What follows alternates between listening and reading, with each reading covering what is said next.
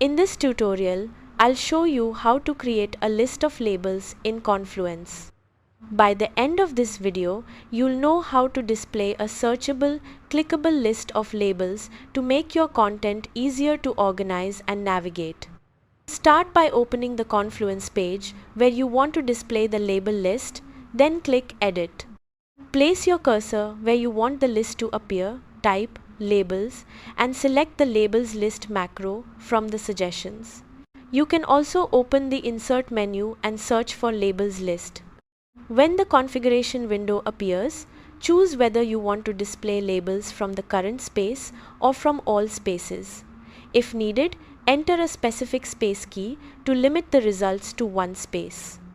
After configuring the macro, click Insert. You'll see the macro added to your page. Finally, click Publish or Update.